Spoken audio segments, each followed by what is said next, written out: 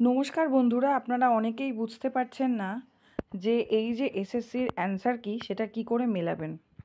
এখানে একটু বলে দিই, এই যে অ্যান্সার কিটা দেখতে পাচ্ছেন, এখানে আমরা দেখতে পাচ্ছি chemistry, mathematics, geography, history, Bengali, English, bioscience, সংস্কৃত এবং ফিলোসফি। এর জন্য এই স্ট্রাকচারটা এরকমভাবেই নানান বিষয় রয়েছে। আমি এখান থেকে বোঝাচ্ছি। দেখুন, বাঁদিকে মাস্টার বলে একটা জায়গা রয়েছে এবং সেখানে 1 2 3 4 করে যদি আমরা দুটো জায়গা দেখি, মোটামুটি 60 অবধি লেখা রয়েছে। অর্থাৎ আমাদের 60টা প্রশ্ন এসেছিল পরীক্ষায়, তাই তার ভিত্তিতে 60টা কোশ্চেনের নম্বর দেওয়া হয়েছে। এরপরে দেখুন লেখা রয়েছে এ বি সি ডি।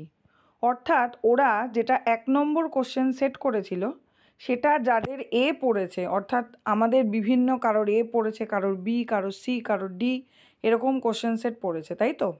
সুতরাং ওই 1 নম্বর প্রশ্ন যার এ পড়েছে তার ওটা হবে 23 নম্বর প্রশ্ন, যার বি পড়েছে তার হবে 34 অর্থাৎ 34 নম্বর প্রশ্ন, যার সি পড়েছে তার হবে 42 নম্বর প্রশ্ন, আর যার ডি পড়েছে তার হবে 27 নম্বর প্রশ্ন। এইভাবে কিন্তু পরপর আবার দেখুন 2 নম্বর যে প্রশ্ন ওরা সেট করেছে সেই সেটের প্রশ্নটা এ কোশ্চেন সেটে হয়ে যাচ্ছে 58, বি কোশ্চেন সেটে হয়ে যাচ্ছে 9, সিতে হয়ে যাচ্ছে 18 এবং ডিতে হয়ে যাচ্ছে 46। তাহলে আপনারা একটা কাজ করতে পারেন, আপনাদের কাছে যে প্রশ্নপত্র রয়েছে সেই প্রশ্নপত্রে আপনার যদি এ থাকে, বি থাকে, সি থাকে, যেই সিরিজই আছে সেই সিরিজে এভাবে সাজিয়ে নিন।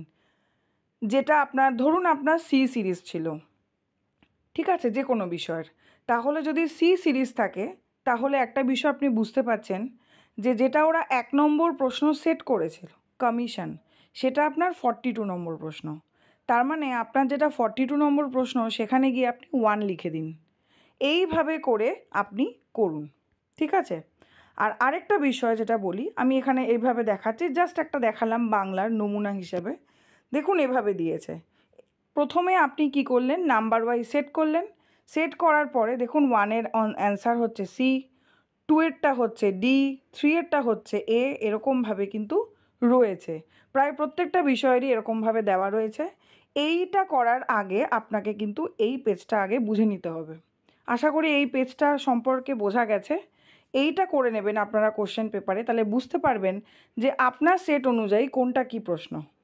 তারপরে আপনারা এভাবে কোনটার কী উত্তর মিলিয়ে নেবেন।